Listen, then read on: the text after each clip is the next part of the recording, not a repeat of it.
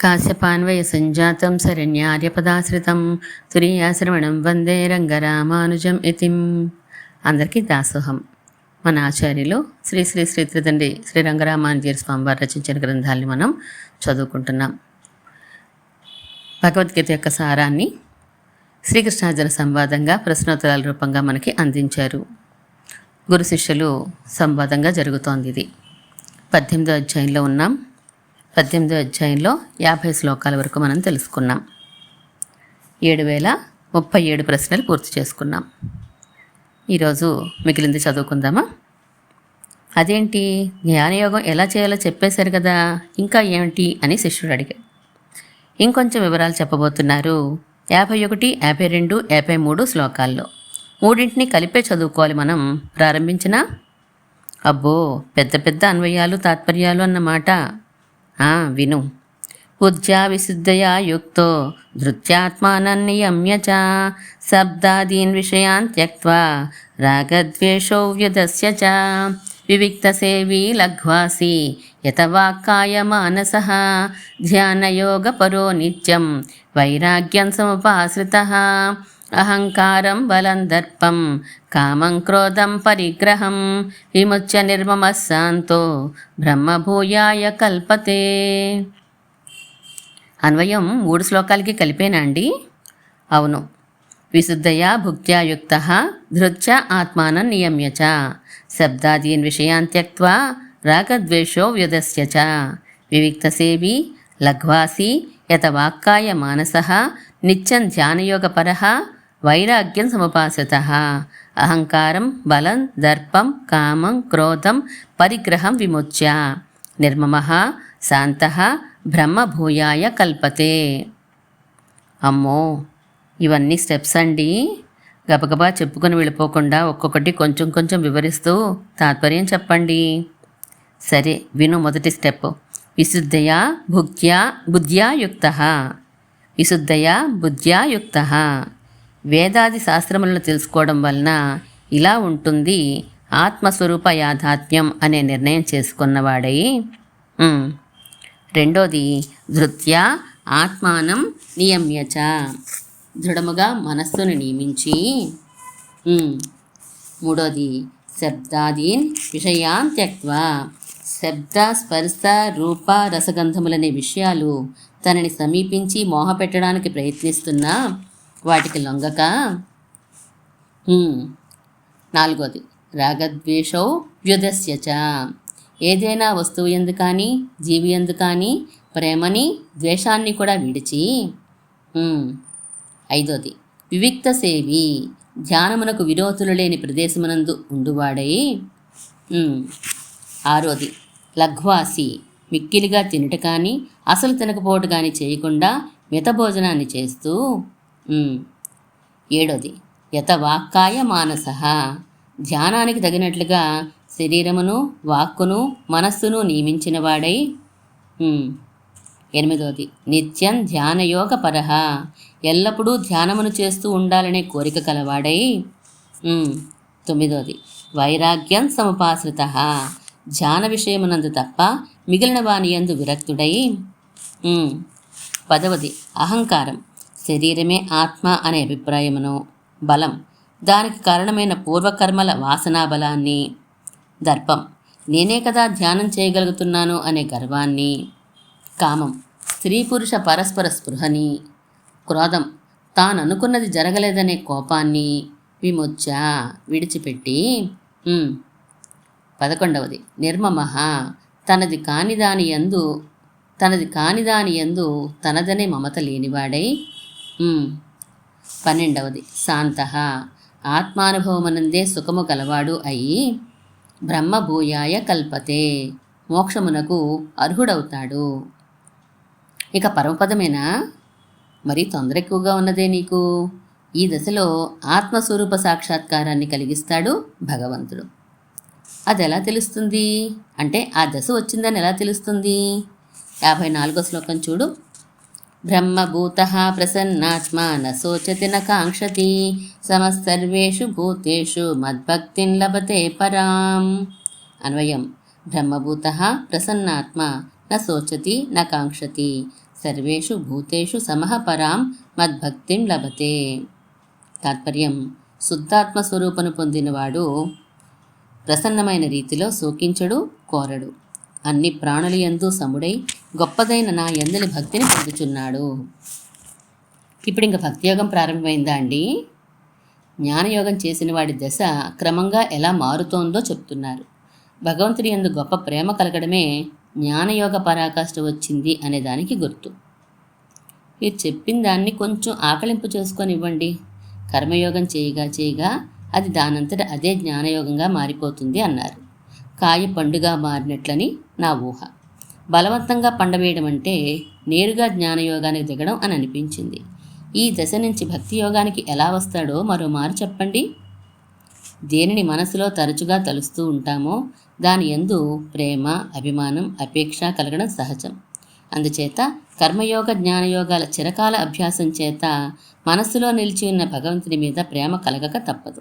దానితో భక్తి యోగం ప్రారంభమైపోయినట్లే. ఇక్కడ నాకు కొంచెం క్లారిటీ తప్పుతోందండి. బ్రహ్మభూత అని శ్లోకంలో ఉన్న పదానికి శుద్ధాత్మ స్వరూపను పొందినవాడు అని అంటున్నారు. భగవంతుని తలచడం వలన ఆయన యందు ప్రీతి కలుగుతుంది, అదే భక్తి అని అంటున్నారు. ఈ కనెక్షన్ ఏంటో కొంచెం కన్ఫ్యూషన్గా ఉన్నది. నాయనా, జాగ్రత్తగా విను. మహామహులందరూ ఇక్కడే చాలా ఇబ్బంది పడ్డారు. స్పష్టంగా చెప్తాను, దృష్టి పెట్టు. చెప్పండి. ఆత్మ, జీవుడు అని 2 పదాలు విన్నావా? విన్నాను. సాంసారిక వాసనలేమి అంటకుండా ఉంటే ఆత్మ అనవచ్చు, అంటి ఉంటే జీవుడు అనవచ్చు. అంతేనా? అంతేననుకో. సాంసారిక వాసనలు వచ్చి వాటిని తొలగించుకుంటే దానిని శుద్ధాత్మ అంటారు. జీవుడు ఉంటే శరీరంతో ఉన్నవాడని అర్థంలో వాడవచ్చు కదా. ఓ వాడుకో. సాంకేతిక ఇబ్బందులను పట్టించుకోకుండా అవగాహనకి ప్రయత్నిద్దాం.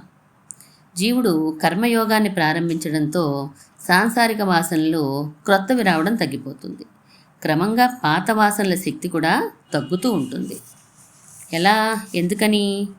భగవద్భావన ప్రభావం వలన. ఇదివరకు కర్మయోగంలో ఈ విషయం చెప్పుకున్నాం. ఆ భగవద్భావన కంటిన్యూ అవుతున్న కొద్దీ ఆత్మని అంటుకొని ఉన్న సంస్కారాల బలం తగ్గిపోతూ ఉంటుంది.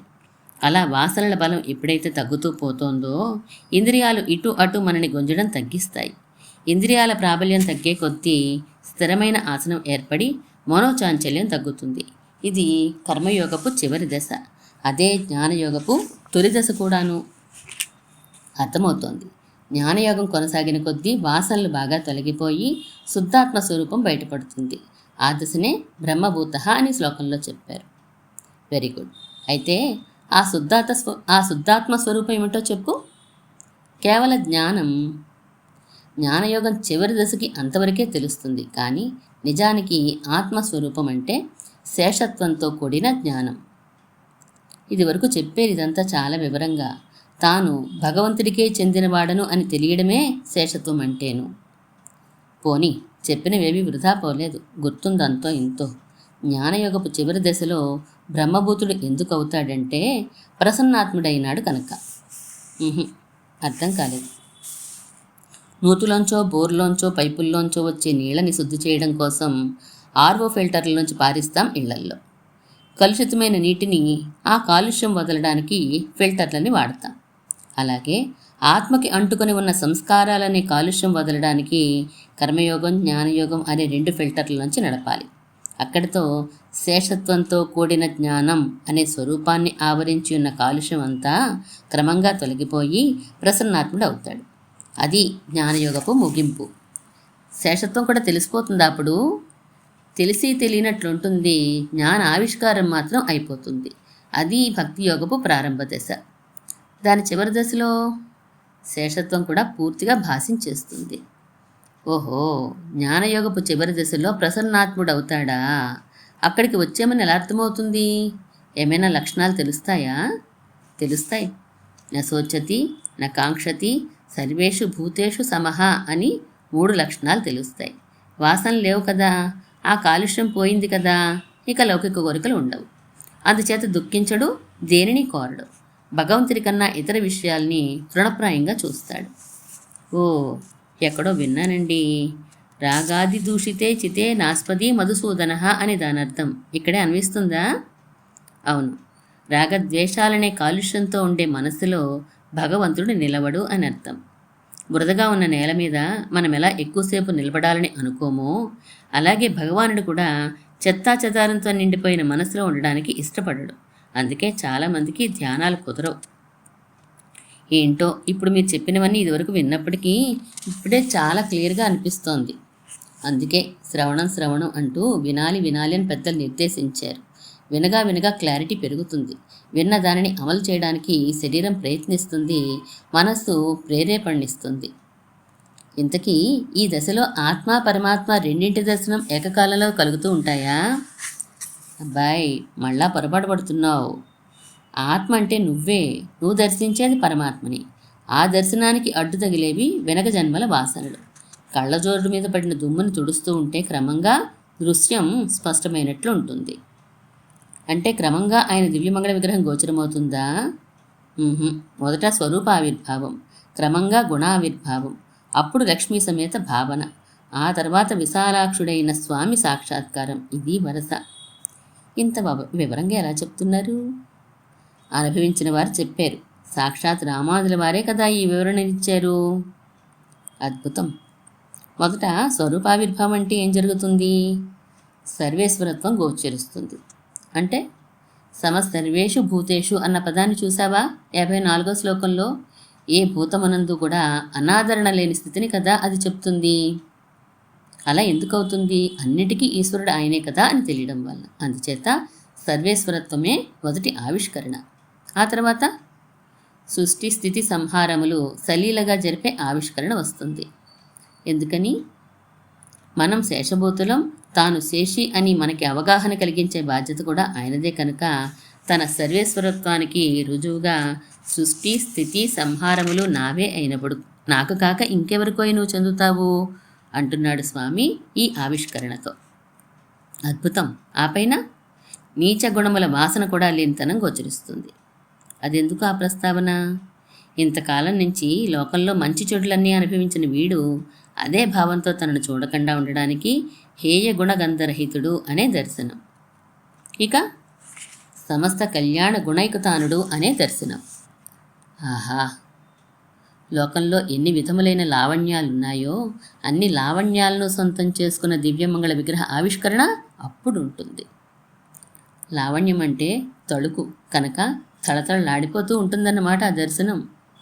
ఆ తళతళల మధ్య ఆ కళ్ళు మిరుమిట్లు గొలిపే సౌందర్యరాశి మధ్య భాగాన ఈమె నాది అని మనకి స్పష్టంగా తెలిపేటట్లుగా తాను తన వక్షస్థలం ముందుండే లక్ష్మీదేవిని దర్శింపచేసిన విధం. అబ్బబ్బా, ఏం దర్శనం! ఆమె వెలిగిపోతూ ఉంటే ఆ వెలుగులో ఆయన దివ్యమంగళ విగ్రహాన్ని ఆపాదమస్తకం సేవించి విశాలమైన నేత్రముల దగ్గర నుంచి మరి మన చూపు మరలిపోయే అవకాశం లేకుండా ఉండేట్లు పుండరీకముల వంటి నయముల సాక్షాత్కారం. అంతేనా? Very good. అంతే. ఆహాహా, ఇదాండి భక్తి అంటే. దీనినే పరభక్తి అంటారు. అందుకే శ్లోకంలో మద్భక్తిన్ లభతే పరాం అన్నారు. పరాం మద్భక్తిన్ లభతే అని కదా అన్వయం. దీనికన్నా గొప్ప దర్శనం ఇక లేదు అని అర్థం. భగవత్ సాక్షాత్కారంలో నేత్రదర్శనమే ప్రధానమా అండి? ఏది ప్రధానం ఏది కాదు అని ఆలోచించడం, నిర్ణయం తీసుకోవడం మన చేతిలో ఉండదు. ఆత్మస్వరూపం తెలిసిన తర్వాత కదా పరమాత్మ సాక్షాత్కారం. అవును, అయితే ఆత్మస్వరూపం శేషత్వంతో కూడిన జ్ఞానమని కదా. నాకు ఇలా కావాలి, నాకు అలా కావాలి అని మనం కోరడం కాకుండా ఆయన మనకేది లభింపచేస్తాడో దానిని ఆనందంగా స్వీకరించగలగాలి. ఓహో, సాక్షాత్కారం కూడా ఒక్కొక్కరికి ఒక్కొక్కలా ఉండవచ్చన్నమాట. దివ్యమంగళ విగ్రహం ఒక వజ్రం వంటిదని అనుకుంటే ఒక్కో కోణంలో ఒక్కో అందం కనిపిస్తుంది. ఏ సౌందర్యాన్ని ఆయన మనకి లభింపచేస్తే దానిని స్వీకరిస్తాం. మరి నేత్ర సౌందర్యాన్ని మనకి చూపమని అడగవచ్చా లేదా? శేషత్వంతో కూడిన జ్ఞానం అన్నారు మన స్వరూపాన్ని. జ్ఞానం ఉపయోగం ఏంటంటే లౌకిక విషయాలేవో పారమార్థిక విషయాలేవో గుర్తించి తదనుగుణంగా త్యాజ్య ఉపాధేయాల్ని నిర్ణయించుకోవడం. శేషత్వం ఉపయోగం ఏంటంటే భగవంతుడు మనకి ఏం లభింపచేసినా మనము ఆయనకి యథేష్ట వినియోగార్హులుగా ఉండడమే. అవన్నీ అర్థమవుతున్నాయండి. ఆయన సాక్షాత్కారాన్ని మనం కోరడం మన స్వరూపం అవుతుందా కాదా చెప్పండి. అబ్బాయి, కొంచెం జాగ్రత్తగా ఆలోచించు. ధృతరాష్ట్రుడికి తన విశ్వరూపాన్ని ప్రదర్శించాడు పరమాత్మ, అర్జునుడికి ప్రదర్శించాడు. తేడా ఉందా లేదా? నాకేదో క్లారిటీ మిస్ అవుతోందండి.